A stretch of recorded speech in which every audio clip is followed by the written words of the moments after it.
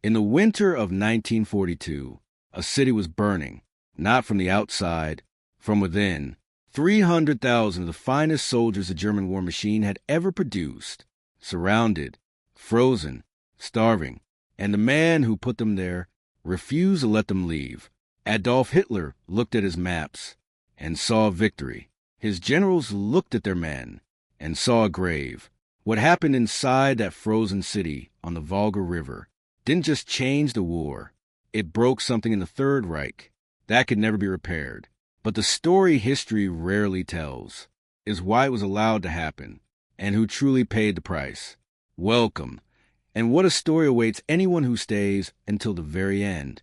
This is WW2 Ghost Wings, a channel built for those who believe that real history deserves to be told with honesty, depth, and respect for the men and women who lived it. If this is the first time here, it would mean a great deal to have a new member of this community. Subscribing takes just one moment, and it ensures that no story on this channel is ever missed. For those who have been here before, thank you, sincerely, for coming back. A quick question before the story begins. Where in the world is this being watched from today? Whether the quiet evening in London, a warm afternoon in Texas, or somewhere far less expected, drop the location in the comments below. It is always a joy to see just how far these stories travel. If real, unfiltered history is something worth watching, go ahead and tap the like button right now. It costs nothing, but it carries this channel further than most would imagine. And turn on the notification bell, so that every time a new chapter of history is uncovered here, it arrives without delay. Now, let the story begin. There is a particular kind of silence that exists before catastrophe.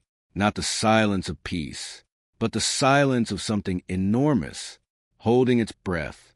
In the summer of 1942, that silence stretched across the Eastern Front like a wound waiting to open. The Second World War had already consumed years, armies, and nations. Yet what was coming to a small industrial city on the banks of the Volga River would dwarf everything that had come before it.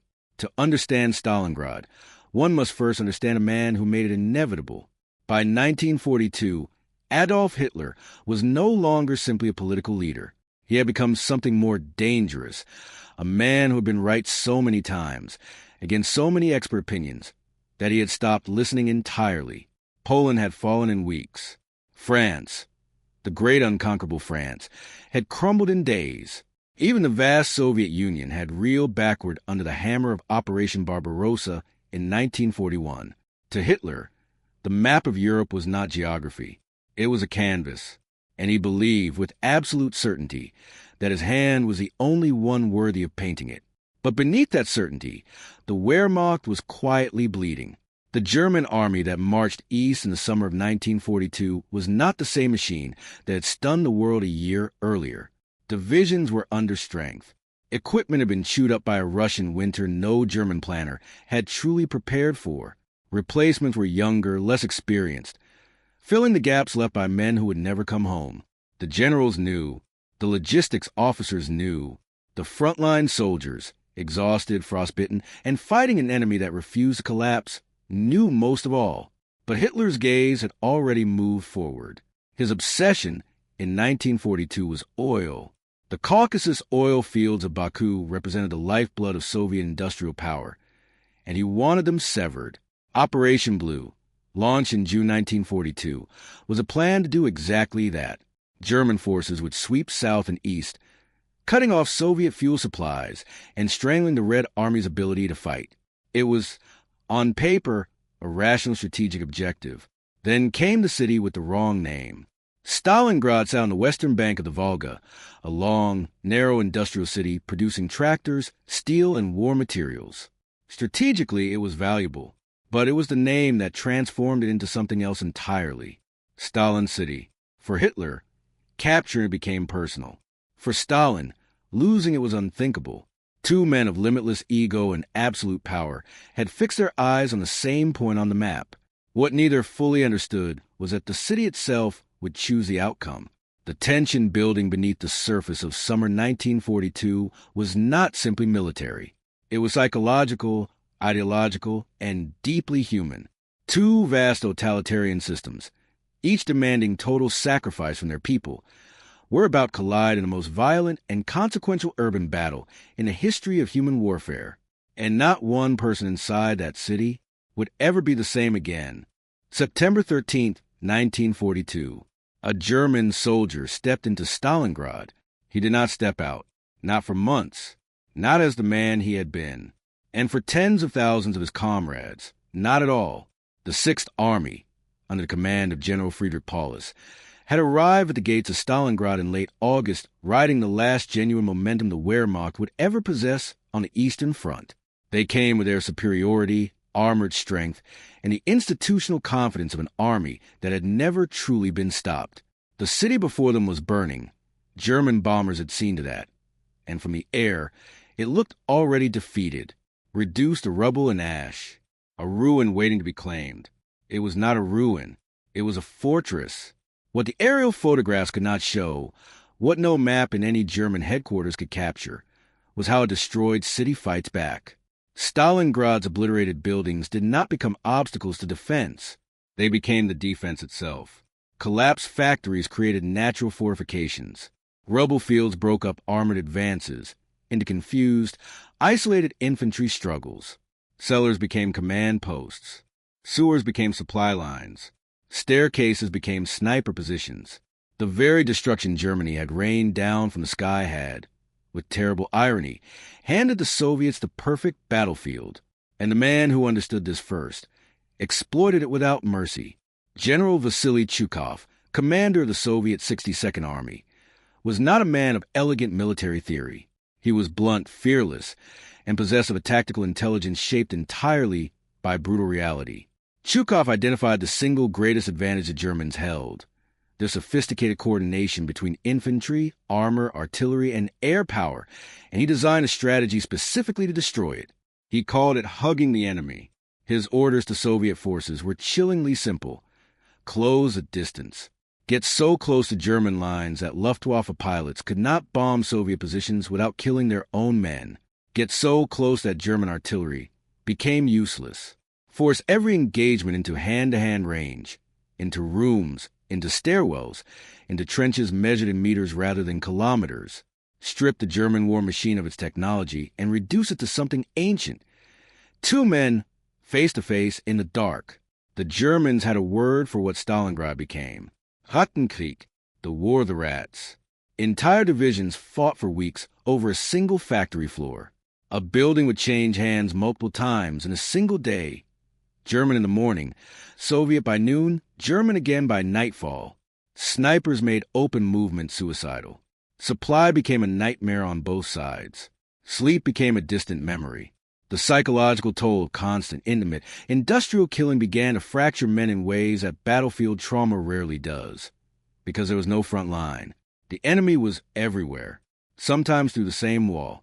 While his soldiers descended into this nightmare, Hitler watched from his Wolf's lair headquarters 1,000 miles away, and made it worse.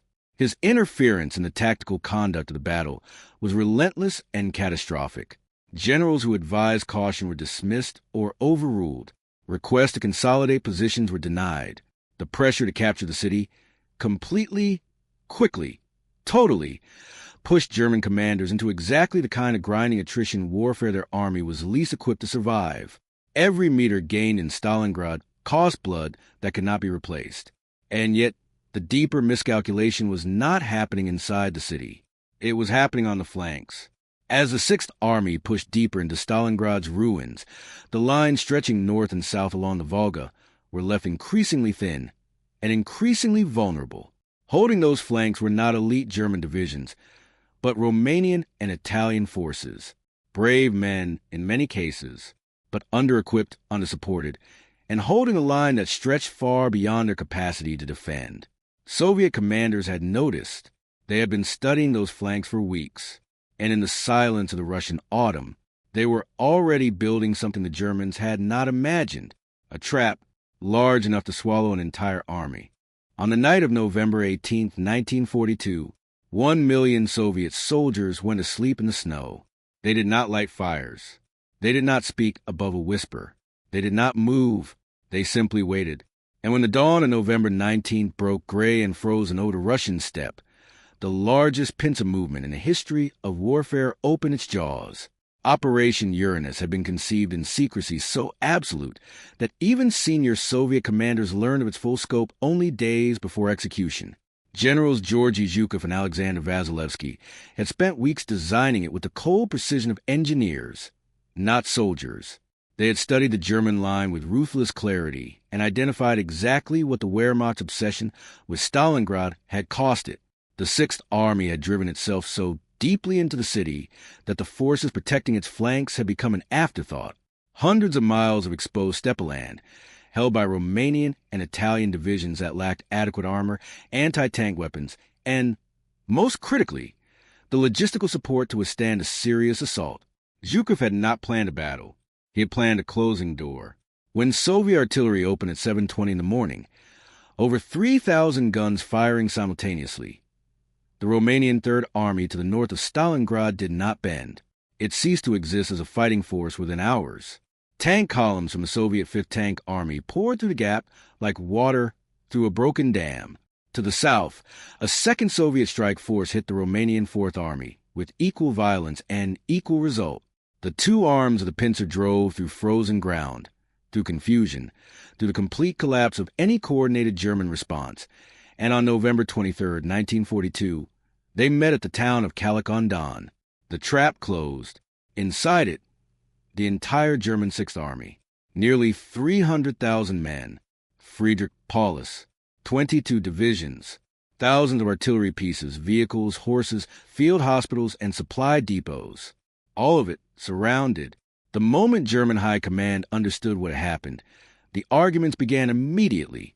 Field Marshal Erich von Manstein, one of Germany's most capable strategic minds, urged a breakout while the encirclement was still fresh and Soviet lines were still thin. Other generals echoed the same conclusion with desperate urgency. The Sixth Army had to move immediately, punch through the Soviet ring, and fight its way west before the window closed forever. Hitler refused. The reasons he gave were strategic. Stalingrad was to be held as a festung, a fortress. The Sixth Army would stand firm while relief forces broke through from the outside. Surrendering the city meant surrendering the entire symbolic and strategic purpose of the summer campaign. To Hitler, withdrawal was not a military option. It was a personal humiliation. And personal humiliation was something the Führer had never learned to accept. Then came the promise that sealed the fate of 300,000 men. Hermann Göring, Reichsmarshal, commander of the Luftwaffe, and a man whose relationship with truth had always been flexible, stepped forward and guaranteed that the German Air Force could supply the encircled army by air. The Sixth Army required a minimum of 500 tons of supplies per day to function as a fighting force. Göring's Luftwaffe, battling Soviet fighters, Russian winter weather, and its own stretched resources, managed on its best days roughly 100 tons. Men began to starve. Ammunition ran low. Fuel froze. Medical supplies disappeared. The temperature dropped to minus 30 degrees Celsius and kept falling. Soldiers burned furniture for warmth. They slaughtered their horses for food. Frostbite consumed fingers, toes, and ears faster than Soviet bullets consumed men. A German army that had entered Russia with mechanical precision and institutional pride was being unmade, not just by enemy fire, but by cold hunger and the dawning, unspeakable realization that no one was coming. Operation Winter Storm, Manstein's relief attempt in December, came agonizingly close. His armored spearhead pushed it within 48 kilometers of the encircled army before Soviet counterattacks halted it permanently. Paulus, under Hitler's explicit orders, did not break out to meet it. The last real chance evaporated in the frozen dark. By January 1943, the Sixth Army was no longer an army in any meaningful sense. It was a slow catastrophe, measured in thousands of deaths per day, in men too weak to lift rifles, in field hospitals so overwhelmed that the wounded were simply laid in the snow and left to whatever mercy the temperature chose to offer. History had reached its hinge point, and it was turning without hesitation. This is the moment so many historians consider the true turning point of the entire Second World War. What do you think? Was Stalingrad truly the battle that decided everything? Drop your thoughts in the comments below. Every perspective here is worth reading. February 2nd, 1943. The gun stopped, not gradually, not in stages, all at once. After nearly 6 months of continuous, unrelenting violence, a silence fell over Stalingrad so complete, so absolute, that soldiers on both sides later described it as the most terrifying sound they had ever heard. Because silence, after that much death, does not feel like peace. It feels like an accounting. Field Marshal Friedrich Paulus, promoted to that rank by Hitler just one day earlier, in the cynical expectation that no German field marshal would ever surrender, walked out of the ruins of his headquarters in the basement of a bombed department store and handed himself to Soviet forces. He was gaunt, hollow-eyed, a man reduced by months of impossible circumstance into something barely resembling a composed general who had marched into Stalingrad with an army behind him. That army was gone. Of the approximately 300,000 German and Axis soldiers encircled by Operation Uranus, roughly 91,000 survived to enter Soviet captivity on that frozen February morning. The rest had died in combat, from starvation, from frostbite, from disease, from the slow mechanical destruction of everything that keeps a human being alive. Of those 91,000 prisoners who began the long march east into Soviet camps, fewer than 6,000 would ever see Germany again.